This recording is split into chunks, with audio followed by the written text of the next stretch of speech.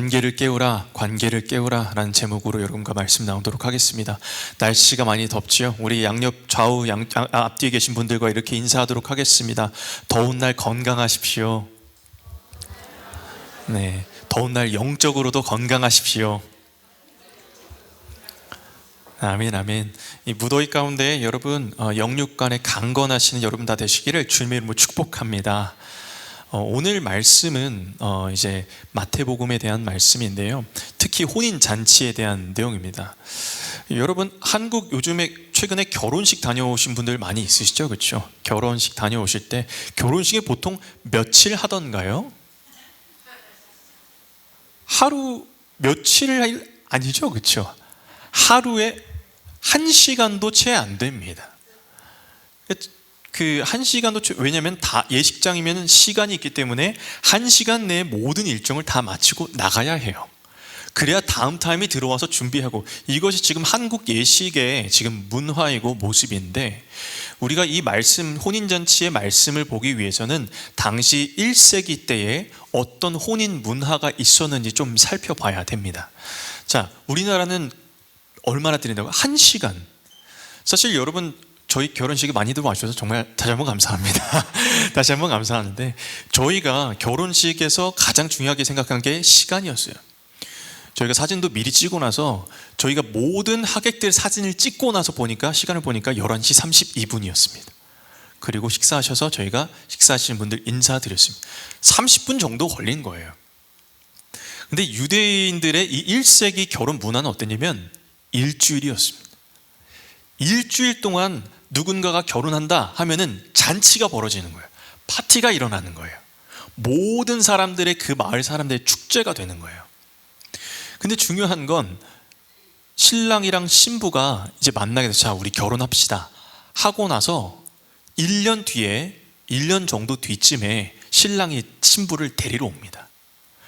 중요한 건 신부가 자기가 언제 결혼하는지 날짜를 몰라요. 신랑이 데리러 올 때 그때 결혼하는 거예요. 그래서 그때를 대비하기 위해서 신부의 친구들, 오늘 나와 있던 10처녀, 같이 들러리라는 친구들이 있어요. 이 친구들이 함께 뭘 들어요? 횃불을 들고 불을 밝혀서 같이 맞이하는 거예요. 자, 횃불을 든다라는 게 뭐냐면, 횃불을 들지 않는 사람들은 강도라고 생각하던가, 아니면 아예 이 결혼식을 망치게끔, 회방하게끔 만드는 사람인 거예요. 여러분, 결혼식을 회방하는 건 어떤 겁니까? 이거 가장 좋은 잔치에 지금 재 뿌리는 거 아니에요, 그렇죠? 만약에 여러분 생각해 보십시오. 결혼을 하는데 하객이, 남자 하객이 턱시도를 입고 가요. 여자 하객이 하얀 드레스를 입고 갑니다. 이거 민폐입니다. 이거 결혼식을 망치겠다는 거예요. 그 정도, 그 이상으로 받아들였다는 거예요, 횃불이 없다는 거는. 그래서 오늘 말씀을 통해서 이 말씀이 어디에 나왔냐? 종말의 때에 나왔어요. 예수님이 뭐라고 하시냐? 천국은 마치, 이 천국은 마치라는 개념이 가장 많이 등장하는 책이 마태복음이에요. 왜냐하면 마태복음은 뭘 말하고 있냐면, 유대인 그리스도인에게 하나님의 나라가 이렇게 건설될 거야. 그래서 여러분이 알고 계시는 천국은 마치라는 개념은 다 마태복음에 있어요. 천국은 마치 밭에 감추인 보화, 천국은 마치 혼인잔치, 이 천국은 마치라는 개념이 다 이곳에 있다는 거예요.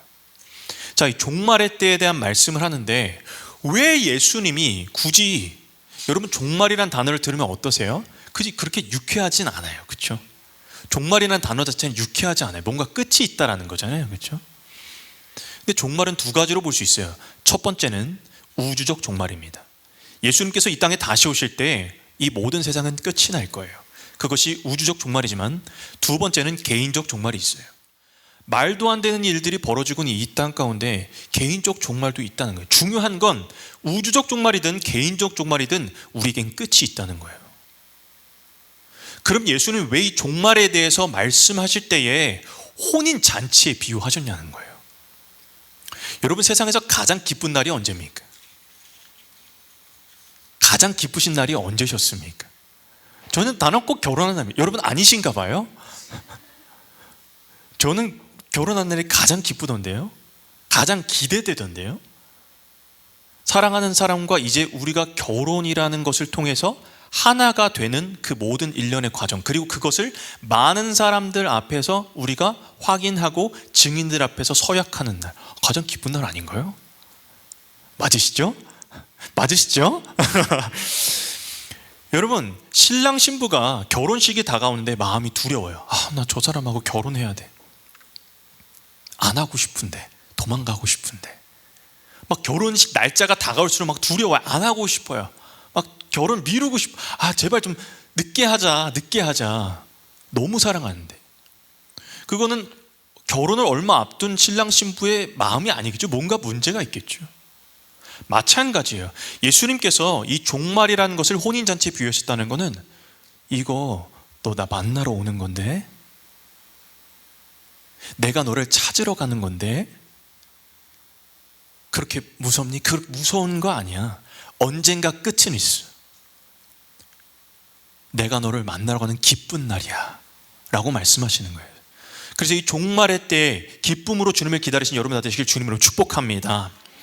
본문에는 열 처녀가 등장해요. 열이라는 숫자는 성경에서 굉장히 완전한 것을 의미하기도 하고, 열이라는 것은 이 다섯 나눠졌다라는 것은 이제 둘 중 하나라는 거잖아요. 그렇죠? 둘 중 하나라는 거예요. 여러분, 5명은 근데 미련하다고 하고 5명은 슬기롭다고 합니다. 뭐 때문일까요? 우리 2절 3절 그 기준을 한번 읽어보겠습니다. 2절 3절 같이 읽겠습니다. 시작. 그 중에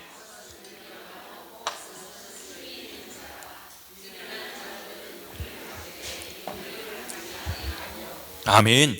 10명이 있는데 5은 미련하고 5은 슬기가 있대요. 지혜로운 자래요. 이들을 나누는 기준이 뭐죠? 등이 있는데, 둘 다 등은 있는데 기름이 있냐 없냐인 거예요. 등은 있는데 기름이 있냐 없냐로 이 사람이 미련한 자인가 슬기로운 자인가, 이것을 성경은 나누고 있다는 거예요. 여러분, 우리 말씀을 통해서 우리가 기억해야 될 것은 무엇이냐면, 등이 있는데 기름이 없으면 횃불을 못 드죠. 불을 못 밝히죠. 그럼 방해하는 자가 된다는 거예요. 우리가 말씀을 통해서 기억해야 된다는 것은, 이 등이라는 것은 형식이고 형태예요. 등은 형식이고 형태예요. 우리가 기억해야 되는 건 뭐냐면, 하나님께서 이 말씀을 우리에게 주신 것은, 이것은 지금 교회에게 하신 말씀이에요. 교회에게, 예수님이 믿는 그 제자들에게 하신 말씀이라는 거예요. 형태인데 그럼 어떤 형태겠습니까? 여러분 지금 형태 있으신 거예요. 교회 나와서 예배드리고 헌금하고 봉사하고 선교하고 구제하고 하는 모든 보이는 것들이 다 등이에요. 이게 형태예요. 근데 기름이 없다. 기름이 없다는 거예요. 뭐가 기름일까? 여러분, 사실 보면, 다음 한번 사진 보여주시겠어요? 이게 안고 없는 찐빵이라 하죠, 여러분. 그렇죠? 왼쪽에 보면은, 사진을 보시면은 이 빵인데 이거 안에 뭐가 없어요. 저는 찐빵 되게 좋아하거든요. 지금 겨울, 여름이라 안 먹지만 그 겨울에 제일 맛있는 게 저 두 가지 아닙니까? 왼쪽은, 여러분 보시면 왼쪽 사진, 저거는 찐빵이에요. 빵. 오른쪽에 보시면 저거 붕어빵이에요. 제가 왜 가져왔냐면, 붕어빵에 아무것도 없이 밀가루만 들어있는 사진을 누가 올린 걸 제가 가져온 거예요. 사실 말씀드리면 저희 집이 붕세권이라고 해서 저희 집 앞에 바로 붕어빵이 팝니다. 저희 아내가 가장 좋아하는 거예요.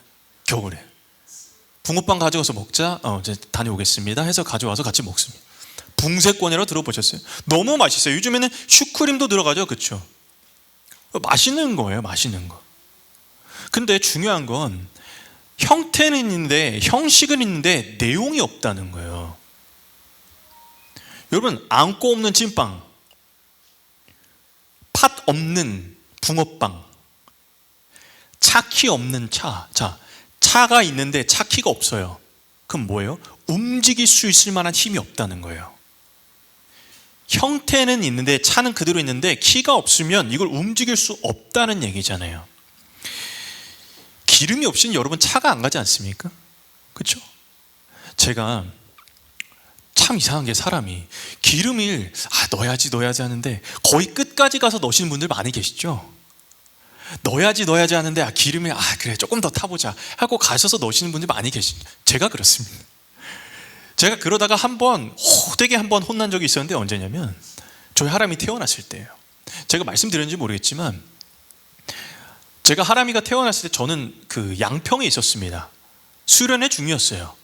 수련회 중이었는데 그 수련회 올라간 양평에 그 양수리 수양관이라고 올라가는 그 길목이 있는데 주유소가 단 하나밖에 없습니다. 그래서 이제 올라가면서 이제 내일 아침이든 나중에 넣으면 되지, 내려오면서 넣으면 되지, 이렇게 생각하고 올라갔어요. 그런데 웬걸 자정이 넘었는데 이 진통이 시작되고 연락이 온 거예요. 가야 되는데 그 주유소는 닫혀 있죠. 시골의 주유소는 오래 하지 않습니다. 닫혀 있습니다. 어떻게 해요? 그때 추운 겨울인데 히터도 안 켜고 시동이 꺼질까봐 차를 타고 하남 주유소까지 가서 넣고 갔어요. 제가 그때 깨달은 게 있어요. 주님 언제 오실지 모르는 거네. 이제 해산이 언제 될지 모르는 것처럼 기름을 준비해야겠다. 이거 해산의 날에 이거 어떻게 되는 겁니까? 제가 차라도 퍼졌어 봐요. 그러면 어떻게, 저희 아내 집에 가서 보니까 배를 움켜쥐고 이러고 있더라고요. 조금만 늦었으면 너무 고생할 뻔했어요.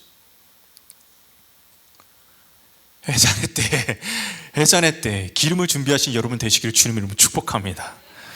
기름이 뭘까요? 기름이 뭘까요? 일반적으로 지금 이 당시에 사용되었던 기름은 감람유, 올리브유라고 해요. 엘라이아라고 하는 이 헬라어인데 세 가지 역할이 있습니다. 첫 번째 역할 보여주세요. 첫 번째, 기름의 역할이 세 가지가 있는데 첫 번째 역할, 등불을 밝힙니다. 청하건대 우리가 그를 위하여 작은 방에 담을 만들고 침상과 책상과 의자와 몰려 촛대를 두사. 이게 똑같은 말이에요. 이게 뭐냐면 불을 밝히는 걸 기름으로 했다는 거예요. 두 번째 보여주십시오. 병을 치료합니다. 누가복음 10장 34절, 이게 어떤 말씀이냐면 선한 사마리아인 거기서 나오는 거예요. 가까이 가서 기름과 포도주를 그 어디에 붓고요? 상처에 붓고. 기름은 병을 치료한 역할도 했어요. 세 번째요, 귀한 손님의 머리 보호 예의를 표시한다. 너는 내 머리에 감람유도 붓지 아니었을 때 그는 내 향유를 내 발에 부으느니라. 이 향유 옥합을 깨뜨린 여인 나오신 예수님 말씀하신 이 장면이에요. 자, 첫 번째 뭘 한다고요? 등불을 밝히고, 두 번째 상처를 치유하고, 세 번째 귀한 손님에게 붓는데 활용합니다. 누가 어둠이 있던 여러분 밝혀주셨습니까? 누가 여러분의 상처를 싸매어 주셨습니까? 누가 여러분 머리에 기름을 부어주셨습니까? 제가 이 말씀을 해석하면서 세 가지 말씀을 다시 가져왔어요. 뭐냐면 시편 119편 105절 함께 읽겠습니다. 시작. 주의 말씀은 내 발에. 아멘, 아멘. 오늘 학생부 설교였어요. 이렇게 영훈아, 위급할 땐 뭐 부르려고 했죠? 뭐 불러요? 뭐 부르죠 그러면? 119. 저희 어머님이 저한테 어려서 가르쳐 주시잖아요. 위급 상황이 되거나 이런 거, 위급 상황이 되면 119에 전화해라, 이거 알려주시죠, 그렇죠? 근데 저희 어머니가 하나 더 알려주셨어요. 네가 만약에 힘든 상황이 되면 119 부르지만 아픈 거 그렇게, 근데 마음이 다치거나 몸이 힘들거나 뭘 부르냐? 시편 119편을 봐라, 이렇게 말씀하셨어요. 시편 119편 105절 주의 말씀 내 발의 등이요 내 길의 빛이니이다. 기름이 뭘 비춰주신 거예요? 여러분의 길을 비춰주신 거예요. 등불이. 두 번째 보여주십시오. 시편 147편 3절 함께 읽겠습니다. 시작. 상심한 자들을 고치시며 그들의 상처를 싸매신도다. 아멘. 누가 여러분의 상처를 싸매 주시고 치료하시냐는 거예요. 세 번째, 디도서 3장 6절 함께 읽겠습니다. 시작. 우리 구주 예수 그리스도로 말미암아 우리에게 성령을 풍성히 부어주사. 아멘. 기름이 있다는 건 우리 마음에 삼위일체 하나님을 받는 거예요. 하나님께서 우리의 삶을 비춰주셨고, 예수 그리스도께서 십자가의 사랑으로 우리의 상처를 싸매어 주셨고, 성령께서 우리에게 기름을 부어주셨다는 사실입니다. 이 기름이 무엇이냐? 삼위일체 하나님을 받는 거예요. 우리가 꼭 기억해야 될 것입니다. 삼위일체 하나님, 나에게 와 주십시오. 나의 길을 밝혀주시고, 나의 상처를 싸매어 주시고, 나에게 성령을 부어 주시옵소서. 이 주님을 다 만나신 여러분 다 되시길 주님의 이름으로 축복합니다. 밤중에 신랑이 오십니다. 이제 신랑이 드디어 오세요. 5절에서 7절 같이 읽겠습니다. 5절에서 7절 같이 읽겠습니다. 시작.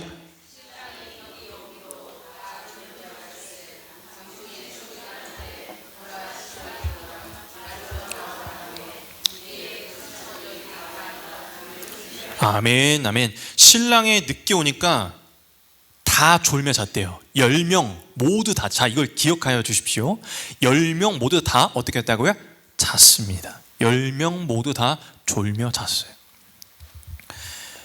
예수님이 생각보다 늦게 오시는 것 같죠? 곧 오십니다. 우주적 종말이든 개인적 종말이든 곧 오십니다. 그리스도인은 이 종말의 때를 기억하고 사는 사람들이에요. 하나님 다시 오신다. 주님 다시 오신다. 이걸 기억하는 사람들이 그리스도인이에요. 하나님의 때, 하나님의 시간에 따라서. 신랑이 더디 오니까 다 자고 있었던 거예요. 근데 언제냐? 갑자기 자고 있던 중에 신랑이 이로다 라고 왔어요. 자, 이제 결혼식이 되면은 누군가가 한 명이 가서 자, 신랑이 옵니다 라고 먼저 전령처럼 가서 말해주는 거예요. 그때 어떻게 해요? 등을 들고 기름 들고 빨리 나가서 맞을 준비를 해야 되는 거예요. 근데 어떤 일이 나왔습니까? 8절에서 9절 8절에서 9절 같이 읽습니다. 시작. 미련한 자들이 슬기 있는 자들에게 이르되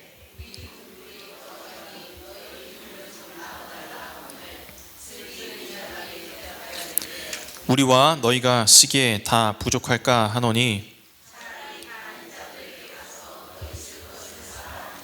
아멘. 자, 기름 좀 있으면 어떻게 해요? 좀 나눠줘. 너네 5명 기름 있잖아. 우리한테 좀 나눠줘 라고 말합니다. 근데 여러분 보십시오. 15분마다 이 횃불을 불이 꺼지지 않게 하기 위해서는 15분마다 불을 넣어야 돼요. 기름을 부어야 돼요. 여러분 성화 봉성에서 제일 중요한 게 뭡니까? 지금 올림픽을 하고 있는데 이 불이 꺼지지 않아야 하잖아요. 얼마나 잘 뛰냐가 중요한 게 아니라 불이 꺼지지 않아야 돼요. 이 횃불을 유지하기 위해서는 15분마다 계속 기름을 부어줬어야 됐어요. 그러니까 부족하다는 거예요. 근데 갑자기 나가서 사래요. 지금 이 밤중에 파는 데가 어디 있습니까? 있었어요. 이 당시 뭐냐면 일주일 내내 여러분 그 결혼 혼인 잔치가 있다 보니까 어떤 게 있습니까? 우리도 지금 졸업식에 가면은 앞에서 꽃 팔고 있죠, 그렇죠? 시험장 가면 앞에서 컴퓨터용 사인펜 못 사신 분들 다 사고 있잖아요. 그것처럼 기름 특히 못 준비한 사람 있을까봐 파는 사람들이 있었다는 거예요. 근데 중요한 건 우리가 기억해야 될 건 뭐냐면 여러분 신앙은 나눠줄 수 없다는 사실이에요.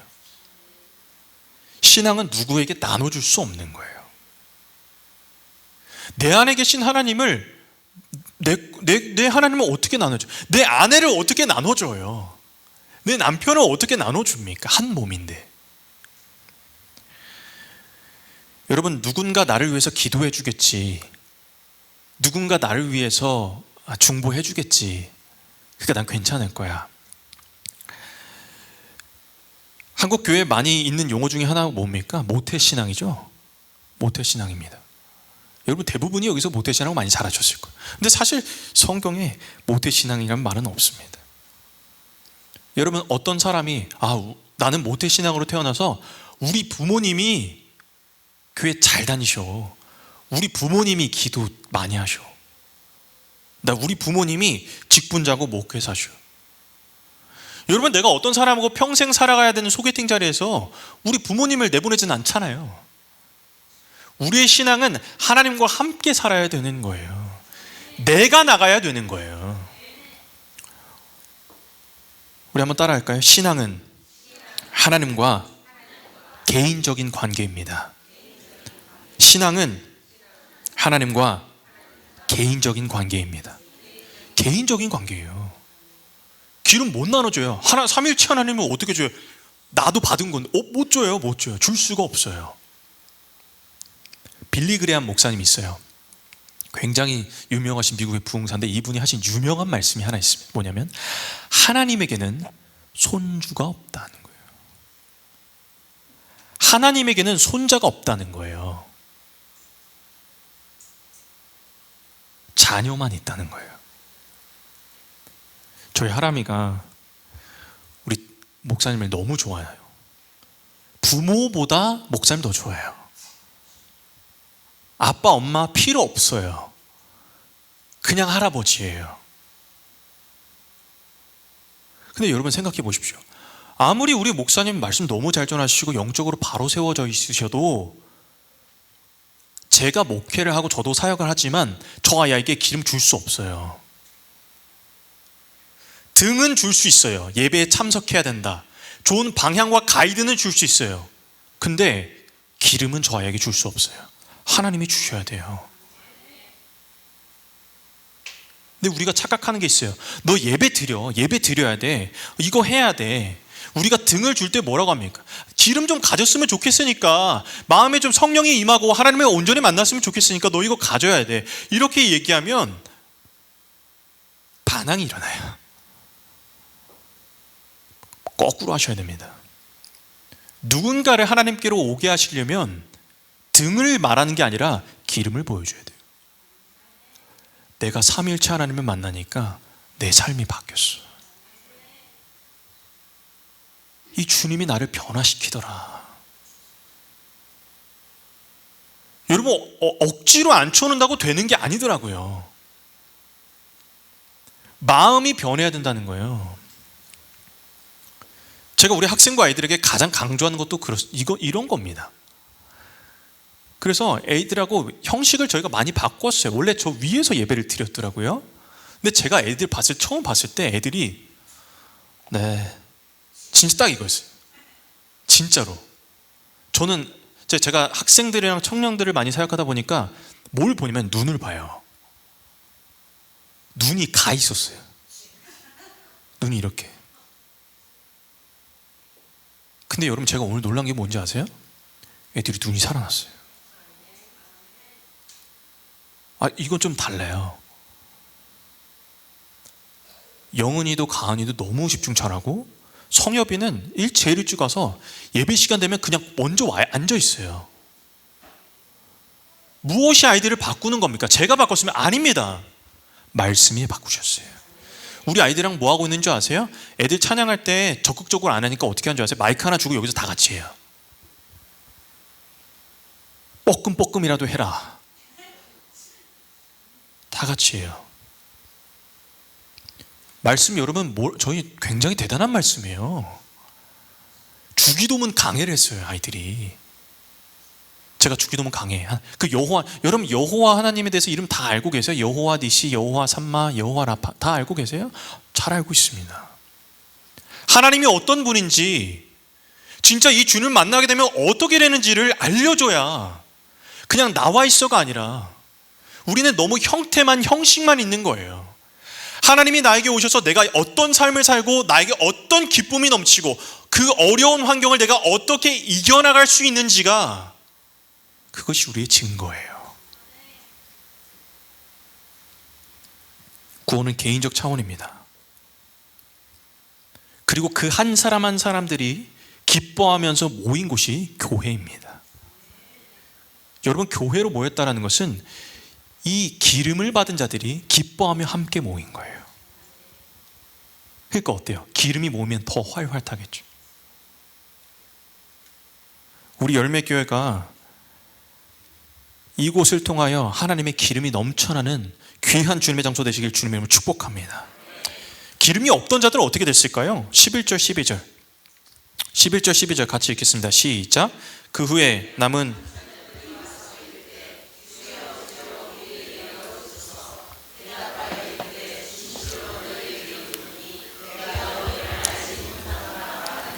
아멘. 마태복음 7장에 비슷한 말씀이 나와요. 21절에서 23절. 주여 주여 하는 자마다 천국에 들어가시냐, 내 아버지의 뜻대로 행하는 자마다 들어갈 것이냐. 그리고 뭐라고 말씀하세요? 23절에 내가 너희를 도무지 알지 못한다. 비슷한 똑같은 내용이에요. 자, 여기서 알지 못한다라는 건 뭐냐면 원문에 보면 이게 더 가까워요. 내가 너를 안 적이 없다라고 말하는 게 더 가까워요. 굉장히 무서운 말씀이죠. 주님 말씀은 내가 너를 안 적이 없다. 자, 여러분, 제가 이것을 통해서 조금, 오늘 제목이 뭐죠? 관계를 깨우라는 거예요. 이게 말이 좀 안 맞죠? 관계를 어떻게 깨워?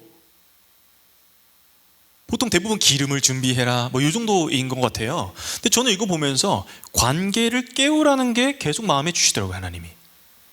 왜 그런지 여러분 보십시오. 자, 여러분 보십시오. 나는 너를 안 적이 없다라고 말하는데 이 슬기로운 자들은 뭐가 있었어요? 기름이 있었고 미련한 자들은 뭐가 없었어요?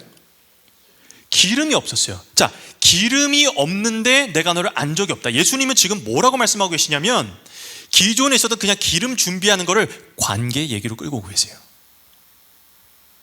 너 기름 없지? 기름 준비해? 이게 아니라 기름 없지? 난 너를 안 적이 없어. 너 기름 없지? 난 너를 안 적이 없어. 그건 무슨 말이에요? 기름이 있는 자들은 나를 알았다는 거예요. 기름이 있어야 나를 알 수 있다는 거예요. 내가 기름인데 네 마음에 내가 없니? 라고 물으시는 거예요. 그러면 나 없이 드리는 예배, 봉사, 헌신, 선교, 구제, 그게 무엇이 의미가 있니? 라고 물으시는 거예요. 제가 찬양팀을 오래 많이 했거든요. 근데 제가 찬양팀들한테도 지속적으로 하는 기도가 있습니다. 섬기는 것 때문에 하나님의 은혜를 잃어버리는 어리석은 일이 없도록 도와주십시오라고 기도합니다. 여러분, 우리의 섬김은 하나님이 주셨기 때문에 그 은혜로 하는 거예요. 은혜가 없는 섬김은 의미가 없습니다. 제가 저희 아내랑 만약에 사는데 집을 치우고 집이 어질러져 있어요. 근데 투덜투면서 왜 이렇게 어지럽혀 놔가지고 뭐 이렇게 왜 다 어지럽혀서 다 이거 뭐 청소하지도 않고, 저희 아내가 그 말을 들으면 어떨까요? 정말 제가 사랑해서 해주는 것처럼 하긴 해요. 치우긴 치워요. 청소기도 돌리고 뭐 다 해요. 절대 사랑으로 느낄 수가 없어요. 사랑하니까 묵묵히 치우는 거예요. 묵묵히 하는 거잖아요. 그리고 예수님은 마지막에 뭐라고 말씀하시냐? 13절 마지막 함께 읽겠습니다. 시작. 그런즉 깨어있으라. 너희는 그날과 아멘, 아멘, 아멘, 아멘. 자, 그런즉 깨어있으라라고 말씀하세요. 제가 그 관계를 깨우라는 제목으로 지금 말씀 전하고 있다고 말씀드렸죠. 근데 중요한 건 깨어있으라라고는 보통 어떻게 해요? 자, 잠에서 깨야지 빨리. 그렇죠? 잠에서 깨야지, 그렇지? 빨리 일어나. 잠에서 깨야지. 근데 중요한 사실은 아까 5절을 제가 기억하라고 말씀드렸죠. 다 졸고 있었어요. 다 졸고 있었고 다 자고 있었어요. 10명 다 전부 다요. 그러면 깨어있으라는 이 예수님의 말은 슬기로운 사람들은 깨어있던 사람들이고 미련한 사람들은 깨어있지 않았다는 거네요. 그럼 우리가 물리적으로 자고 일어나는 것만 얘기하는 게 아닌 거네요. 제가 뭐가 깨어있어야 될까? 자나 깨나 예수님을 기억하라는 거예요. 자나 깨나. 여러분, 어떤 문제가 있으면, 어떤 사건이 있으면 내가 일어났을 때 눈 뜨자마자 그게 생각나요. 그거 됐나? 이거 생각나요. 여러분이 가장 많이 생각하는 게 뭐냐라는 거예요. 여러분, 인생의 가장 우선순위가 뭡니까? 다 똑같아요. 결혼, 학생이 이런 공부 잘해야죠. 공부 잘하면 대학생 가야죠. 대학 왜 갑니까? 취업해야죠. 좋은 직장에서 돈 벌어야죠. 좋은 직장에서 돈 벌고 좋은 사람 만나서 결혼해서 아들 낳고 딸 낳고 부모님께 효도하면서 살아가다가 노후 준비 다 돼가지고, 그리스도인의 삶은 이걸로 정의되지 않습니다. 모든 사람이 다 똑같은 이걸 원해요. 근데 우리는 그걸 하지 말라는 게 아닙니다. 우리가 원하는 건 뭐냐면, 하나님, 내게 삶을 주셨죠.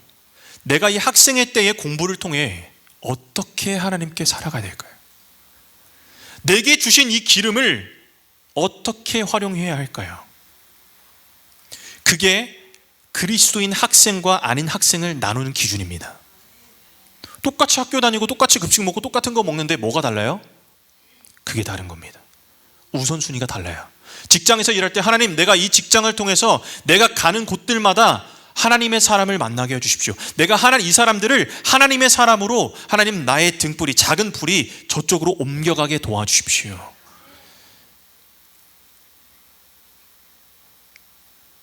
제가 요즘 집안일 안 할 것 같은가요? 좀 합니다. 제가 아이를 씻길 때 하나님, 내가 아이를 물로 씻깁니다. 하나님이 이 아이의 더러운 죄악도 씻겨주십시오. 청소할 때 하나님, 내 마음에 먼지가 너무 많아요. 죄악의 그늘이 너무 많습니다. 하나님, 이것도 내 마음도 다 닦아내 주십시오. 뭘 할 때마다 주님을 기억하는 거예요. 왜요? 3일차 하나님 내 안에 오셨으니까요. 이게 깨어있는 거예요.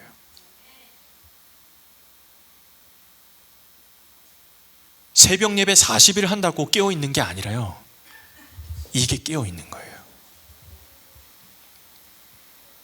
자나깨나 주님을 기다리는 거예요. 깨어있는 사람 안에 예수님 살아계십니다. 지금 여러분 마음에 예수님 살아계십니까? 여러분에게 그 기름이 있습니까? 등은 있는데 기름이 있습니까? 혹시 여러분 안에 예수님과 관계가 멀어져서 예수님과 관계가 잠자고 계신 분들 계십니까? 오늘 이 말씀을 통하여 잠자고 있었던 여러분과 예수님 관계가 깨어나시기를 주님으로 축복합니다. 그리고 그 깨어진 관계가 회복되어서 하나님을 깊이 있게 만나신 여러분 되시길 주님으로 축복합니다.